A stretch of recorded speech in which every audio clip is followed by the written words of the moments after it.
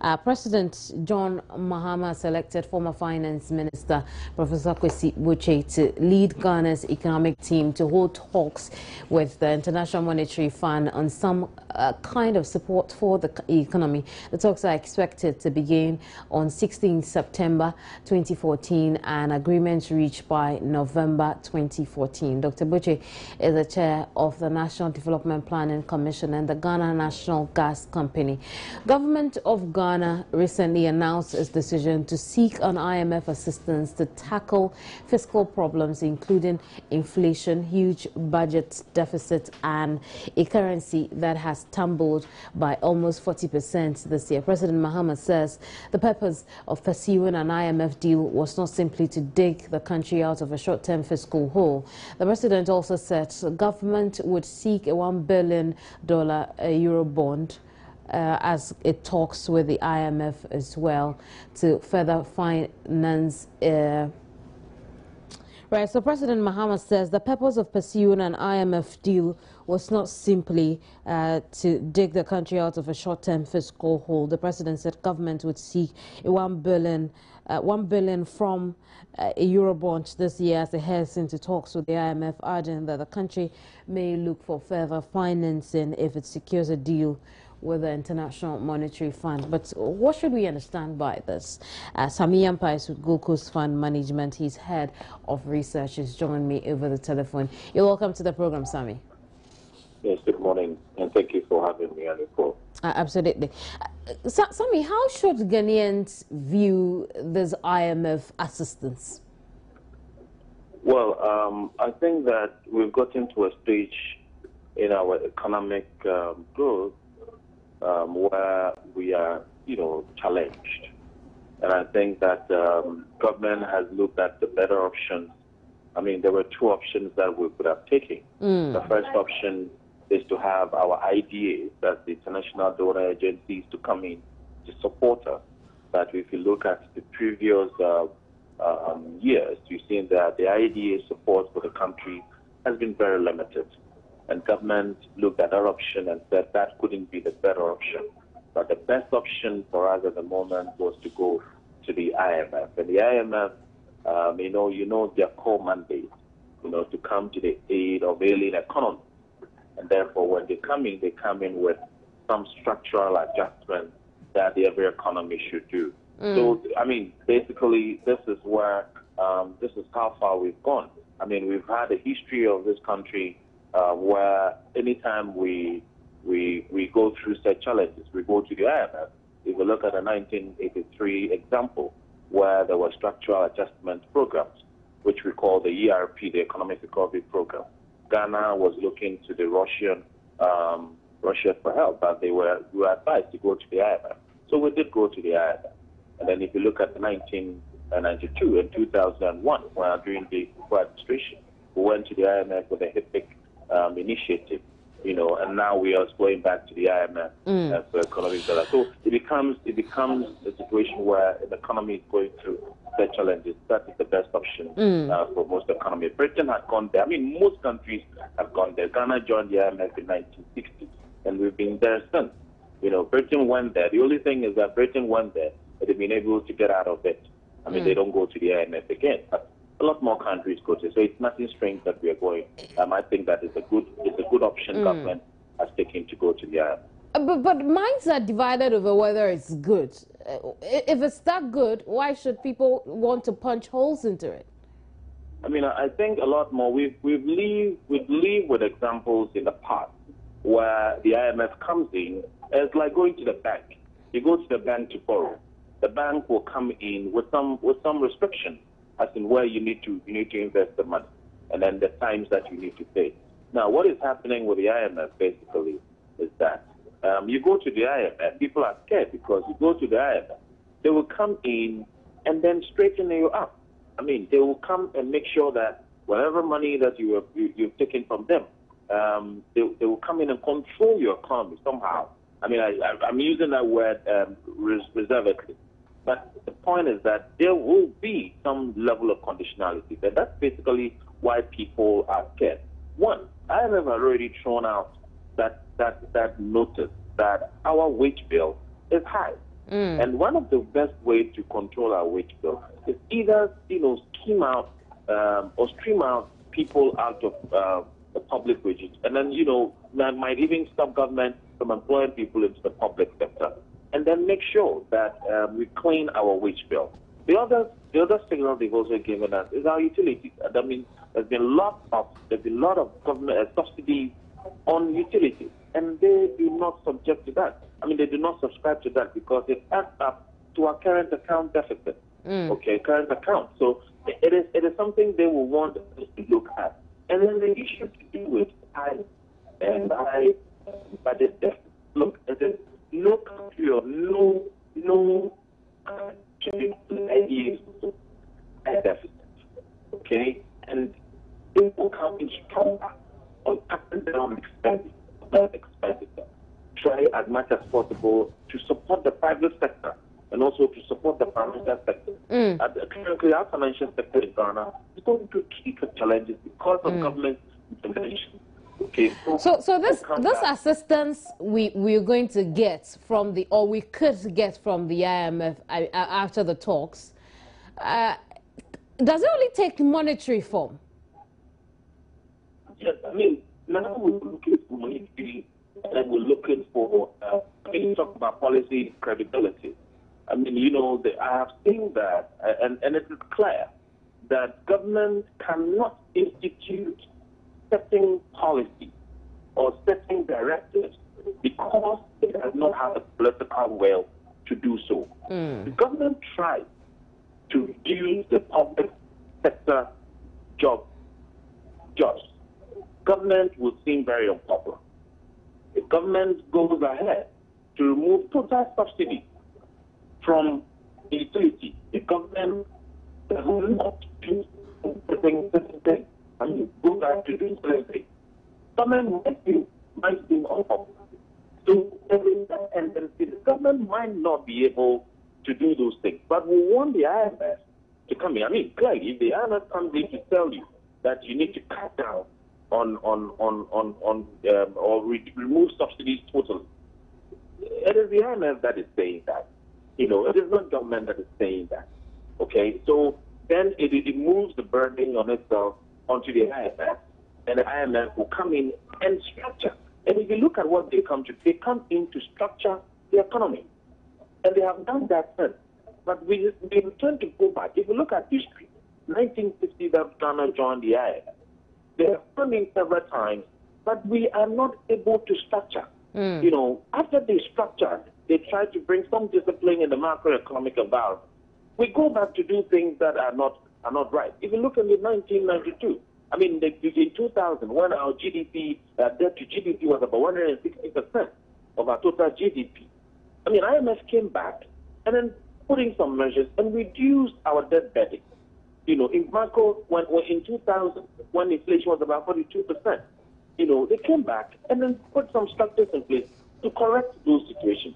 But where are we now? We've gone back to the old situations that we found ourselves in the 1980s. In 2014, we still have bad roads and all those things. So they will come in and do that, but it belongs to us to make it work. I mean, to sustain the development pathing for ourselves. So Sammy, yes, this could be good for the country. We want to go in for this IMF assistance.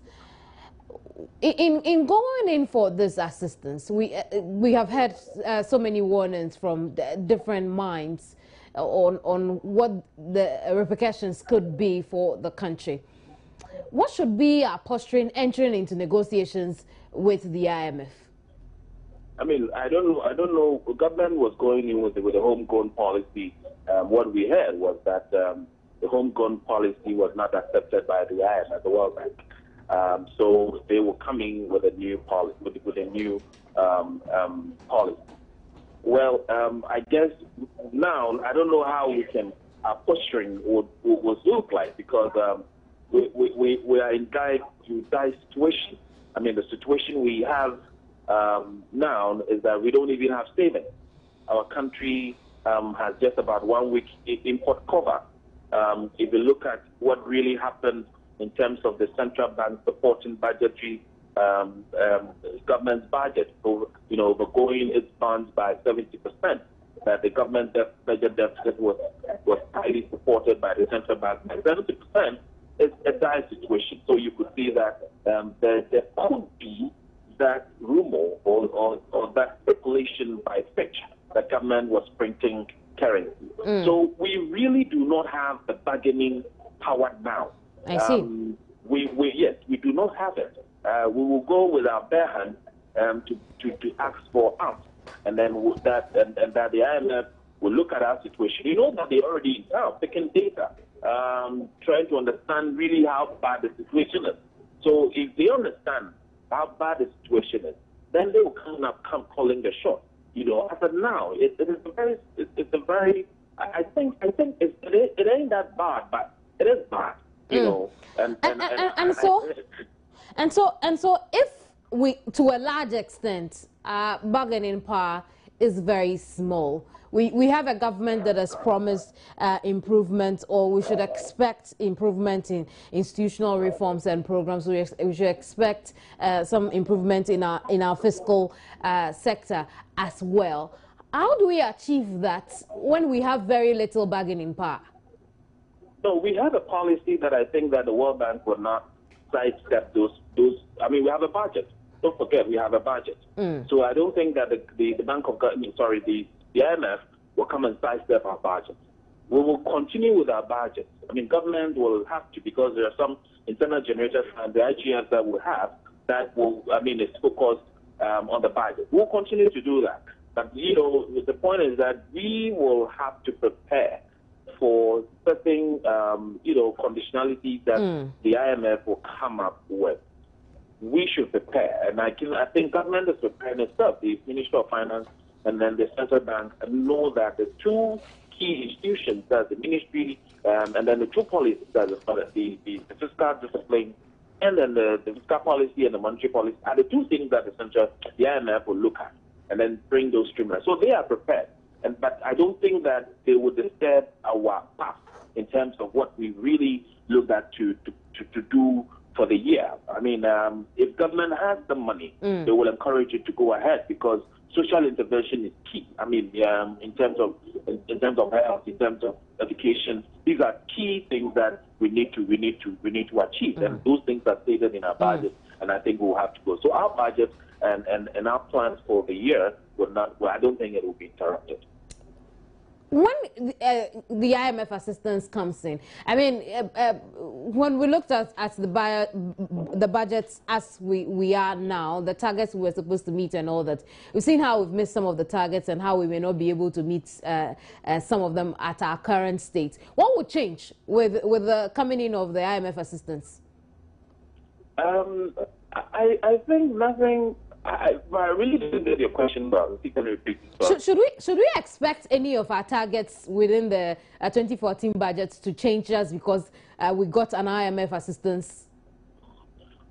Oh, no, I don't think so. These are, budgets. I believe the money, Sammy, the question I'm asking is, will they now be achievable just because we got the assistance from the IMF? Okay, I understand this note that the IMF would not bring in money now. I would be hearing that it is looking for a 6-year period for implementation and structural adjustment. Government perhaps is looking for a shorter term because they believe that the people of Ghana should be achieved within 3 years. The IMF is looking for a longer term.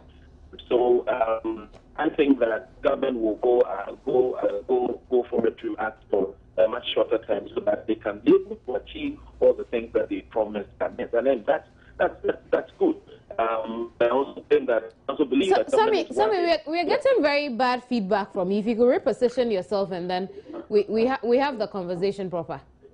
Okay, so I think it's better now. You can hear me. It's better now. What I earlier said was that I do not think that it is going to really disturb government's plans because the government is asking for a shorter period of IMF bailout which is about 3 years. The IMF is looking for a longer term because they believe that some of the things that will have to be done should be done in the short to medium term.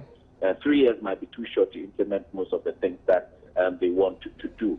But that's in the negotiation. And I also think that government, knowing its promise to the people of Ghana, will certainly want to achieve some.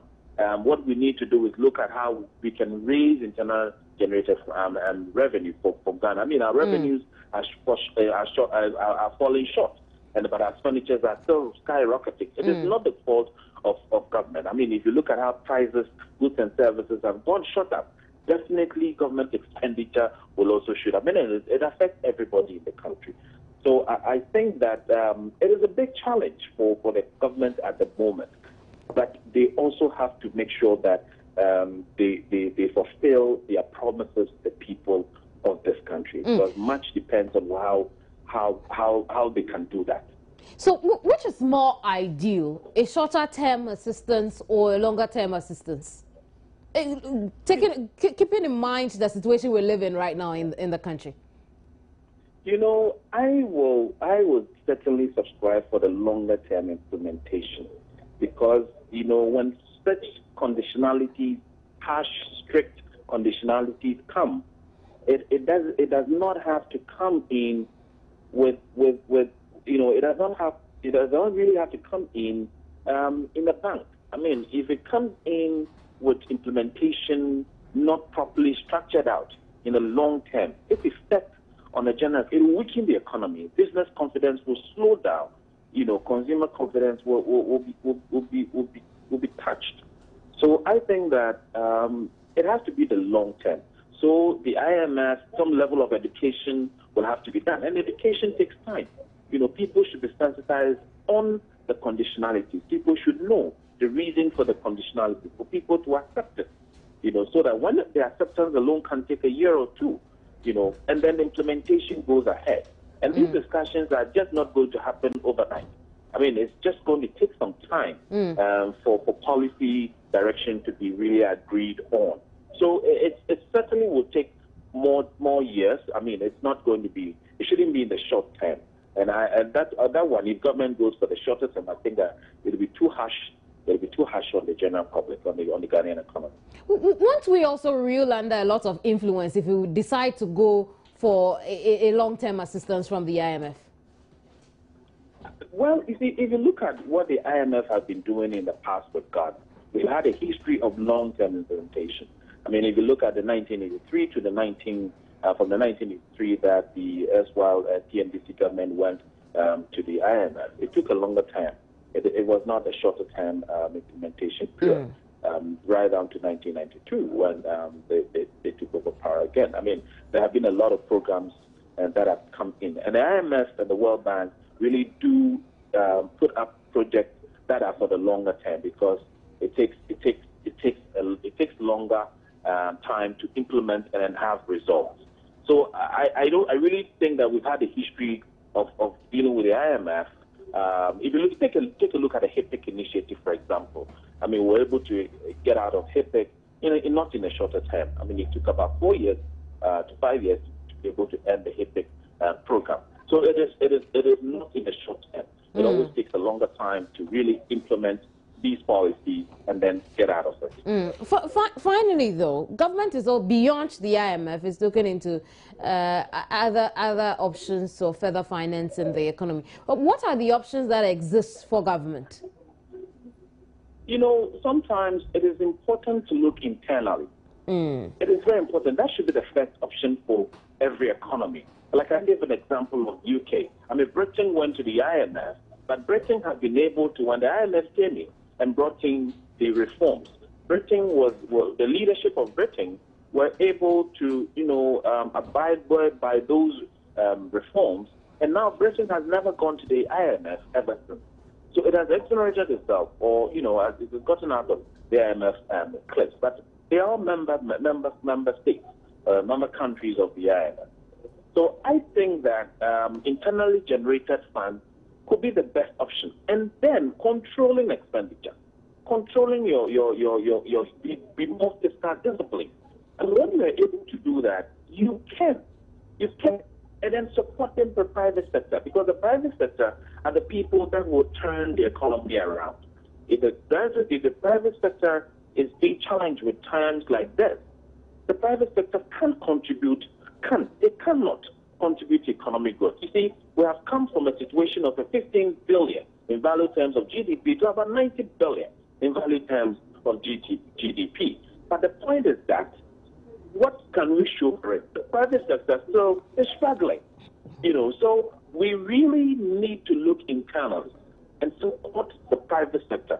If we support the private sector, I think we can generate a lot of revenue from internally, and will not be looking externally. If you're looking externally, look, we've moved from a developing country to a lower middle income country. So some of these freebies will not come again, because we believe that we have grown. And it is true, Ghana has grown, But unfortunately, we've had some level of fiscal indiscipline, and that has taken us this far. And I believe that if we bring that back to track, we should get our country away from these IMF and the IDA. I see. Thank you very much, Sammy. Samuel Ampa is head of research with the Gold Coast Fund Management. You can share your thoughts on this issue with me on Joy News on TV, on Facebook. Kamini Nyamani Amano is on Facebook as well. I'll be more than glad to share your thoughts to the rest of us here in this community. Well, let's